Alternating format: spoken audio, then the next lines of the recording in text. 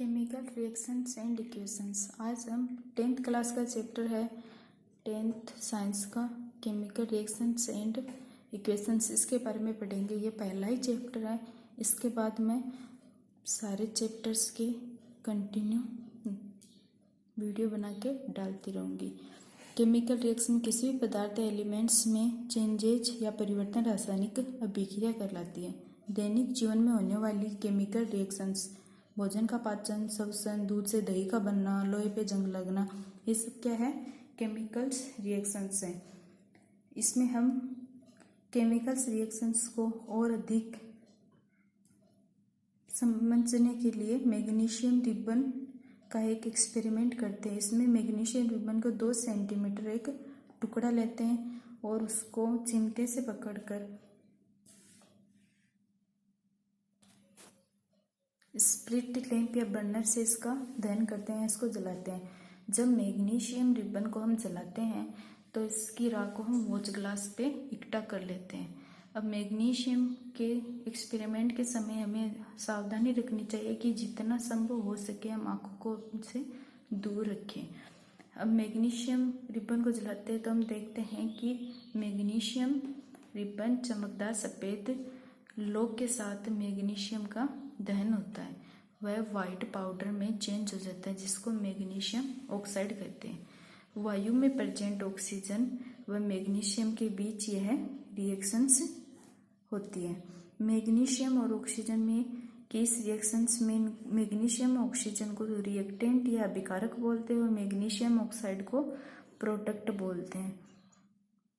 Magnesium oxide white powder के form में प्राप्त होता है। किसी भी केमिकल रिएक्शन में भाग लेने वाले पदार्थ या एलिमेंट्स रिएक्टेंट कहलाते हैं या अभिकारक कहलाते हैं, और रासायनिक अभिक्रिया में जो पदार्थ बनता है या जिस पदार्थ का निर्माण होता है उसको प्रोडक्ट या उत्पाद कहते हैं।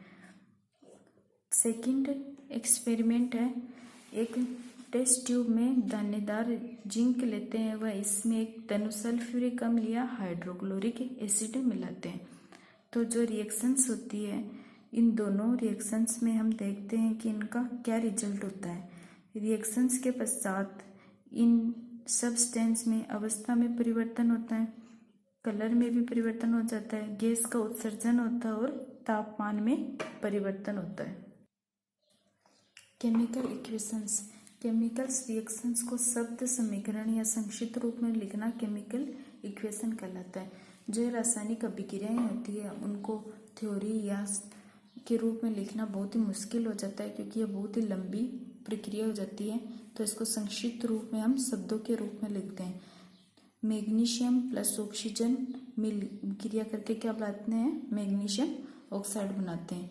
रिएक्टेंट मैग्नीशियम और ऑक्सीजन प्रोडक्ट मैग्नीशियम ऑक्साइड या MgO बनाते हैं। इस इक्वेशन को दर्शाने के लिए इन दोनों के मध्य रिएक्टेंट और प्रोडक्ट के मध्य एरो का निशान लगाते हैं।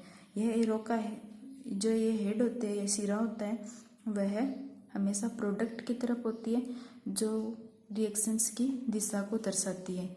एक या एक से अधिक जब रिएक्टेंट हो तो उनके मध्य प्लस का निशान लगाते हैं और रिएक्टेंट को हमेशा लेफ्ट साइड में लिखा जाता है। प्रोडक्ट होते हैं वो भी एक या एक से अधिक हो तो उनके मध्य प्लस का निशान लगाते हैं और उनको राइट साइड में लिखा जाता है। केमिकल इक्वेशन को लिखना। अब केमिकल इक्वेशंस हैं वो प्रतीक या सिंबल के रूप में हम कैसे लिखते हैं? रासायनिक अभिक्रिया को निरूपित करना।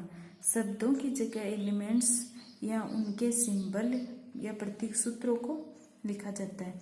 जैसे मैग्नीशियम का प्रतीक Mg है, ऑक्सीजन का O है, तो हमने उनकी शब्दों की जगह इनके प्रतीक को लिख दिया Mg+O2 MgO। अब इस रिएक्शंस में जो रिएक्टेंट के एटम्स हैं और जो प्रोडक्ट के एटम्स हैं, एरो के दोनों साइड्स के जो सब्सटेंस हैं उनके एटम्स को अगर हम देखें तो उनकी संख्या है वो बराबर नहीं है। तो इस रिएक्शन को क्या बोलते हैं? कंकाली अभिक्रिया या असंतुलित रिएक्शंस कहते हैं। रिएक्टेंट और प्रोडक्ट। रिएक्टेंट वो भी होते हैं जो रासायनिक अभिक्रिया में भाग लेते हैं, वो तो रिएक्टेंट कहलाते हैं, और जो रासायनिक अभिक्रिया के पश्चात जिसका निर्माण होता है वो प्रोडक्ट कहलाते हैं। अब हम देखते हैं केमिकल इक्वेशंस को बैलेंस करने का क्या महत्व है। किसी भी केमिकल इक्वेशंस में हम देखते हैं कि उसमें जो पदार्थ होते हैं उनके द्रव्यमान का न तो निर्माण होता है और न ही विनाश होता है, जो क्या कहलाता है द्रव्यमान संरक्षण नियम। द्रव्यमान संरक्षण नियम। द्रव्यमान संरक्षण नियम के अनुसार किसी भी रासायनिक अभिक्रिया में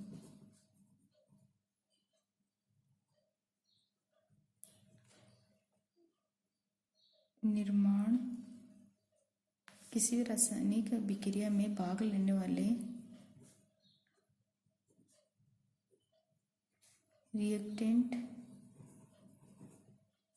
व बनने वाले प्रोडक्ट का द्रव्यमान सदैव समान रहता है।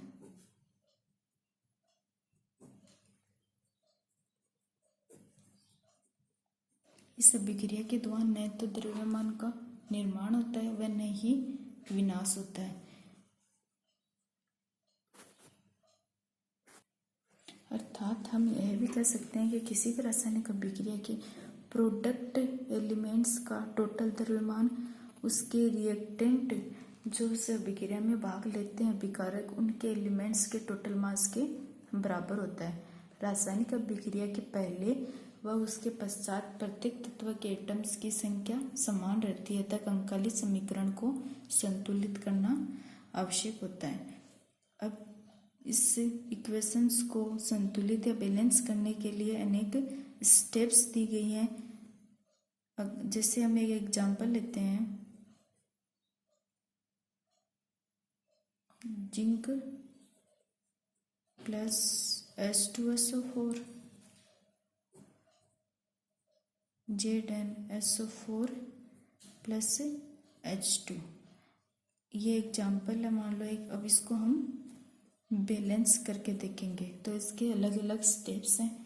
फर्स्ट स्टेप्स है शब्द समीकरण।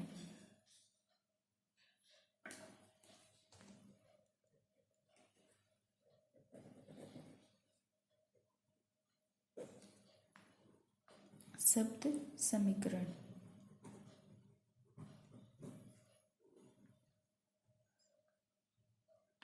इस इक्वेशंस को हम शब्द के रूप में लिखते हैं।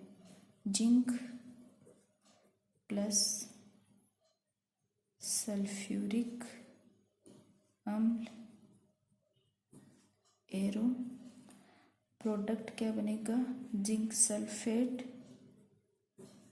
Plus hydrogen. फर्स्ट स्टेप में हो गया ये रिएक्टेंट है और ये प्रोडक्ट। अब सेकंड स्टेप में क्या होगा, रासायनिक समीकरण या इनको प्रतीक के रूप में लिखना। स्टेप सेकंड, रासायनिक समीकरण या केमिकल इक्वेशंस। इसमें इनको हम शब्द या इसे सिंबल्स के रूप में लिखेंगे। शब्द के रूप में तो लिखते हैं, इनको हम सिंबल्स के रूप में लिखेंगे। Zn प्लस H2SO4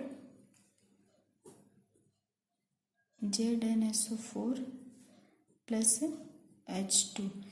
एरो के जो left side and right sides के एटम है इसकी संख्या की तुलना करते हैं। अब हम देखते हैं जी एरो के जो लेफ्ट साइड के एटम्स हैं और जो राइट साइड के एटम्स हैं इनमें सभी एटम्स के नंबर है वो सेम है या नहीं।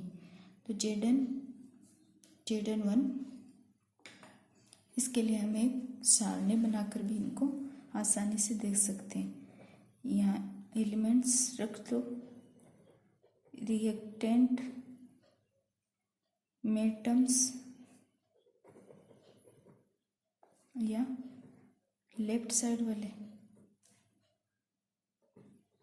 प्रोडक्ट में एटम्स या राइट साइड।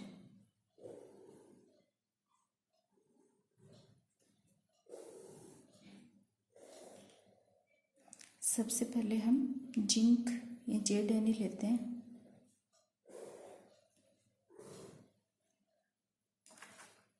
जिंक में हम देखेंगे कि जो प्रोडक्ट रिएक्टेंट साइड है उसमें जेड की एक ही संख्या या द्रव्यमान संख्या एक ही है और रिएक्टेंट में भी एक ही। तो प्रोडक्ट ये रिएक्टेंट लेफ्ट हैंड साइड और राइट हैंड साइड दोनों में 1 1 लिख देंगे। उसके बाद हम देखेंगे हाइड्रोजन एटम्स की। हाइड्रोजन एटम्स में रिएक्टेंट या राइट साइड में लेफ्ट साइड में 2 एटम्स हैं तो यहाँ 2 लिख देंगे। राइट साइड में भी 2 एटम्स है तो यहाँ भी 2 लिख देंगे। इसके बाद होगी सल्फर एस की। तो एस एटम्स में इधर भी 1 है और राइट साइड में भी 1 है। फिर हम ऑक्सीजन का देखेंगे तो ऑक्सीजन का लेफ्ट साइड में 4 है और राइट साइड में भी देखेंगे तो इसमें भी 4 है।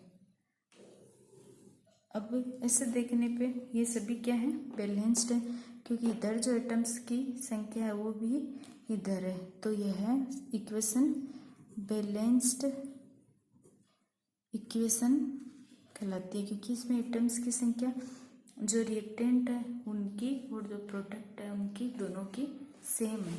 अब हम दूसरा एग्जाम्पल लेते हैं कोई Fe plus H2O Fe3O4 plus H2। Example second. इस एग्जाम्पल में हम देखते हैं कि जो रिएक्टेंट साइड है उसमें और जो प्रोडक्ट साइड है उसमें एटम्स की हम तुलना करते हैं। तो समीकरण को बैलेंस्ड करने के लिए सबसे पहले प्रत्येक सूत्र के चारों ओर एक बॉक्स बना लेते हैं। बॉक्स क्यों बनाते हैं? क्योंकि इन बॉक्स के अंदर जो हमने एलिमेंट्स लिखे हैं इनके साथ हमें कोई छेड़छाड़ नहीं करनी है, इनमें हमें कोई चेंजेस नहीं करना है। इसके बाहर ही हमें दूसरे संख्या या नंबर्स लिखने हैं जो इनके कम है। बैलेंस करते समय बॉक्स के अंदर कुछ भी चेंजेज नहीं करना। इस एग्जाम्पल में फर्स्ट स्टेप हो गई है इसको प्रतीक के रूप में लिखना और सेकंड स्टेप है रासायनिक समीकरण या प्रतीक के रूप में लिखना और फर्स्ट स्टेप है वो क्या है, शब्द समीकरण के रूप में लिखना। अब इसकी थर्ड स्टेप क्या है,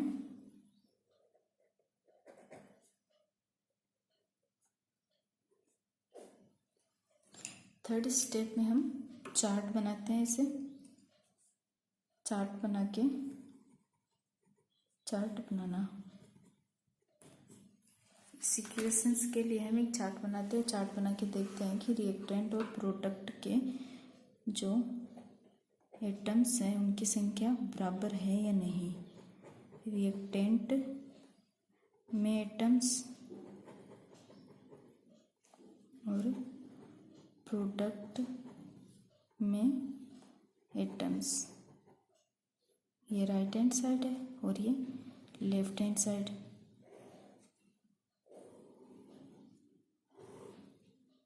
सबसे पहला एलिमेंट हम क्या लेते हैं, Fe या फेरस। उसके बाद हम लेंगे हाइड्रोजन और उसके बाद ऑक्सीजन।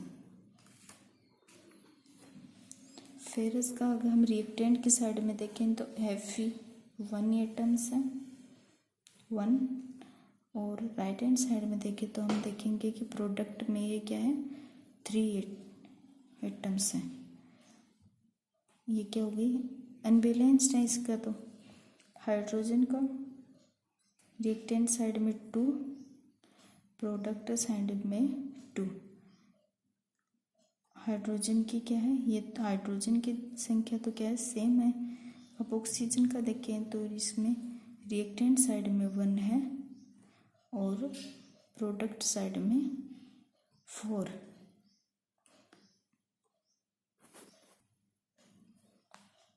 अब इसको बैलेंस करने के लिए हम सबसे अधिक एटम्स वाले कंपाउंड्स, चाहे वो रिएक्टेंट का हो चाहे वो प्रोडक्ट का हो, उसको सबसे पहले बैलेंस्ड करेंगे।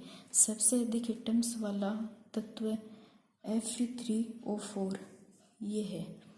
अब इसमें हम O तत्व को चुनते हैं क्योंकि इसमें भी O या ऑक्सीजन है, उसकी जो नंबर्स हैं वो क्या है, सबसे ज़्यादा है। तो राइट साइड में 4 है, लेफ्ट साइड में 4 करने के लिए हम क्या करेंगे, इसको 4 से मल्टीप्लाई कर देंगे। तो इस साइड्स में भी ऑक्सीजन की क्या हो जाएगी, 4 बैलेंस्ड हो जाएगा और यहाँ भी 4 है। एटम्स की संख्या बराबर करने के लिए हम रिएक्शंस में शामिल एलिमेंट्स तथा कंपाउंड्स के फॉर्मूला को नहीं बदल सकते। अब इसके लिए हम इस फॉर्मूले या इधर हम कोई चेंज नहीं कर सकते, केवल हम इसके आगे या यहाँ कोष्टक के बाहर नंबर्स लगा सकते हैं। जैसे ये ऑक्सीजन है, इसको बैलेंस करने के लिए हम इसके आगे 4 तो लगा सकते हैं, लेकिन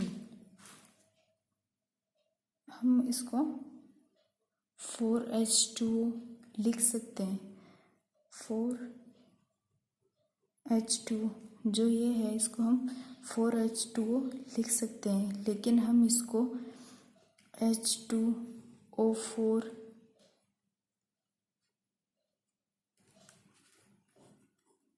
के आगे ये 4 ये हम नहीं लिख सकते क्योंकि ये गलत हो जाएगा। इसको फॉर्मूला या जो इसका ये फॉर्मूला है ना, ये पूरा का पूरा चेंज हो रहा है, इसलिए हम इसके फॉर्मूला में चेंज नहीं कर सकते हैं किसी भी रासायनिक इक्वेशंस को बैलेंस्ड करने के लिए।